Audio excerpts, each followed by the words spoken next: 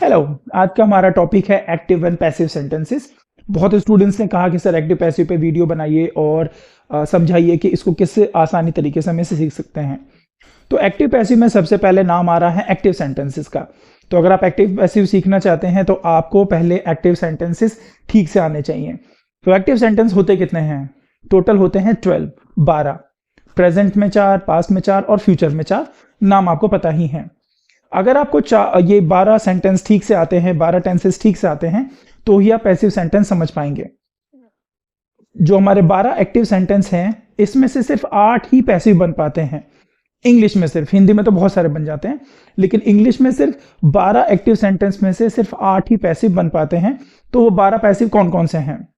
Present में 3 हैं, past में 3 और फ्यूचर में सिर्फ 2। प्रेजेंट में 3 कौन से हैं?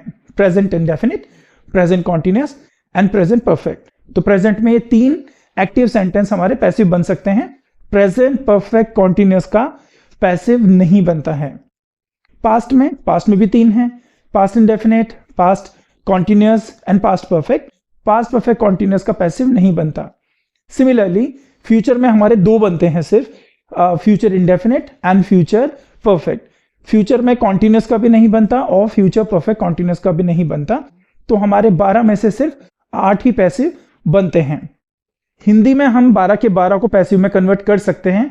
इवन कुछ रिसर्च जो कर रहे हैं लैंग्वेज पर, जो लिंग्विस्टिक्स है, वो कहते हैं कि जो बचे हुए 4 हैं जिनको पैसिव में कन्वर्ट अभी तक नहीं किया जा रहा है, उनको भी किया जा सकता है, लेकिन वो फॉर्मल एजुकेशन का पार्ट अभी नहीं है। हालांकि वो ग्रामेटिकली उन्होंने उसको प्रूव भी किया हुआ है। चलिए, तो हम बात करते हैं सिर्फ अपने जो 8 हमारे टेंसेस हैं जो कि पैसिव में कन्वर्ट हो सकते हैं। तो इसके ऊपर 2 वीडियो बनेंगी। एक वीडियो ये है और इससे अगली वीडियो में हम इसके बारे में जो ज़्यादा जानकारी होगी वो लेंगे। तो अभी प्रेजेंट के 3 जो हमारे पैसिव सेंटेंस हैं वो कैसे बनते हैं और क्यों बनाए जाते हैं। जब आप एक्टिव सेंटेंस यूज करते हैं तो आप एक्चुअली सिर्फ जो सेंटेंस के अंदर सब्जेक्ट या डूअर है उसकी बात कर रहे हैं। For example, I teach you, so I am the subject, I am the doer. Okay, so मैं आपको पढ़ाता हूं, I teach you and you are the object. तो अगर मैं एक्टिव सेंटेंस यूज करता हूं तो वहां पर जो सब्जेक्ट है, जो डूअर है, जो एक्शन ले रहा है ऑब्जेक्ट पर, उसकी इंपॉर्टेंस है। लेकिन अगर आपको पैसिव सेंटेंस यूज करना है तो जो हमारा एक्शन है, जो भी काम किया जा रहा है, उसकी इंपॉर्टेंस को दर्शाया जाता है या डिस्कस किया जाता है। For example, you are taught, आपको पढ़ाया जाता है। Who is taught? You are taught. Who is taught? The students are taught. तो यहां पर स्टूडेंट्स की इंपॉर्टेंस बताई जा रही है और जो एक्शन है वो थर्ड फॉर्म में है। तो हमारे जो मेन रूल है वो ये है कि जितने भी हमारे पैसिव सेंटेंस बनते हैं उसमें बी की फॉर्म्स होती हैं, is, am, are, was, were according to tense, और उसके साथ हम जो भी वर्ब दिया गया है उसकी थर्ड फॉर्म यूज करेंगे, जैसे प्रेजेंट में अभी हमने यूज किया। तो प्रेजेंट टेंस का रूल क्या होगा? एक्टिव में हम लोग यूज करते हैं subject plus verb first form, S और एस ई एस और without S E S. For example, I watch TV, so this is active sentence. Passive में कैसे बनाएंगे? पैसिव में हम लोग पहले जो ऑब्जेक्ट है उसको हम सब्जेक्ट बना लेते हैं और उसके साथ is, am, are plus verb third form हम यूज करते हैं। ओके, सो ऐसे कुछ और सेंटेंस हम बनाकर देखते हैं। He flies a kite is flown by him. I ride this bike is ridden by me. I play cricket is played by me. My boss gives me assignments are given to me by my boss. The painter paints the wall is painted by the painter. ये कुछ affirmative के simple examples हुए जिसमें हमने active को passive में change किया। तो सबसे पहले आपको एक्टिव ठीक से आने चाहिए। अगर एक्टिव में आपको कंफ्यूजन है then passive is going to be a difficult task for you.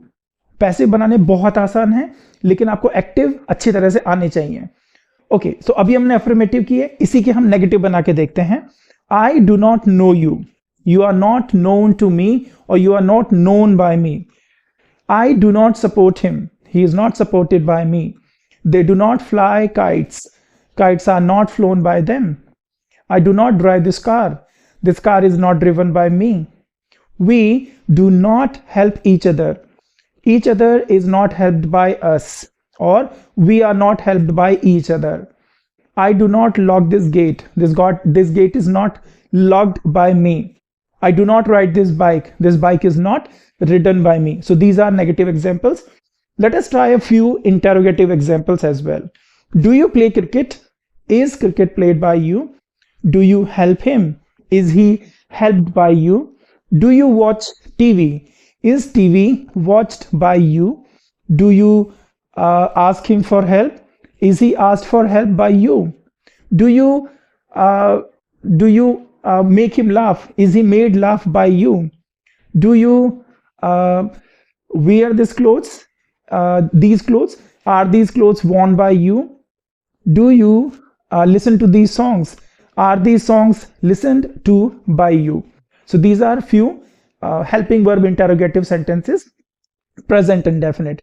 इसके WH interrogatives बना के हम लोग देखते हैं. Why do you watch TV? Why is TV watched by you? Why do you drive this car? Why is this car driven by you? Why does he fly that kite? Why is that kite flown by him? Who helps you? Who are you helped by? Or by whom are you helped? Who teaches you? By whom are you taught? By whom are you taught? So these are present indefinite sentences. I just discussed the rules with you, and then we practiced a few sentences. Verbally we made them. इसी तरह हम लोग present continuous के sentence बना सकते हैं, लेकिन उसमें फर्क आएगा is am are plus being का. तो अभी प्रेजेंट इंडेफिनिट में सिर्फ is am are third form था, जबकि प्रेजेंट कॉन्टिन्यूस में आईएनजी को शो करने के लिए हमें बीइंग का यूज करना पड़ता है. चलिए कुछ सेंटेंस हम प्रैक्टिस करते हैं. I am teaching you. So this is present continuous active sentence. इसका पैसिव कैसे बनेगा? अगेन सब्जेक्ट ऑब्जेक्ट हम रिवर्स करेंगे एंड उसके according is am are plus being plus verb third form जो भी दी गई है, और हमारा जो बाय वाला हमारा फ्रेज है वो लग जाएगा. So for example, I am teaching you. Now the reverse will be you are being taught by me. You are being taught by me. I am watching TV. TV is being watched by me. He is calling me. I am being called by him. Mama is cooking food. Food is being cooked by mom. Papa is driving the car. The car is being driven by Papa. The painter is painting the wall. The wall is being painted by the painter. So these are few examples, affirmative ones. The negative ones will be, I'm not doing anything. Nothing is being done by me. I'm not reading a book. A book is not being read by me. He is not listening to any song. Any song is not being listened to by him. I am not writing any letter. Any letter is not being written by me. So these are few negative sentences in present continuous. Let's try a few interrogative sentences as well. Is he doing something? Is something being done by him, or is anything being done by him?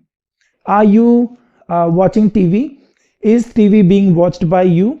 Are you flying a kite? Is the kite being flown by you? Is he driving car? Is the car being driven by him? Are you riding this bike? Is this bike being ridden by you? Are you looking for something? Is something being looked for by you? Is he booking tickets? Are tickets being booked by him? Are you reading a book? Is a book being read by you? So these are simple interrogative जो कि is MR से start हुए. Let's try a few WH interrogative present continuous sentences. Why are you doing this? Why is this being done by you? What are you cooking? What is being cooked by you? Who is helping you? By whom are you being helped? Where are you? No, this is going to be wrong one. Where se nahi. Okay, why are you calling him? Why is he being called by you? How are you doing it? How is this being done by you? So these are few present indefinite and present continuous affirmative, negative and interrogative sentences. I know I was a bit faster, but I wanted you to think fast and verbally make these sentences rather than just getting confused with the writing part. Okay, I know writing is also important, but sometimes when we think fast and speak fast, that makes me a faster speaker as well. I hope you enjoyed the video. In the next session, we are also going to understand how to use present perfect and rest of the sentences. I repeat, active सीखे बगैर आप passive नहीं बना सकते. Make sure you understand active sentences quite well, and you can make them verbally as well without looking at the piece of paper, and then you will be able to convert them into passive voice verbally, quickly and accurately. Thank you very much. Kindly subscribe, share with your friends whom you think that this video is going to help them. Thank you very much.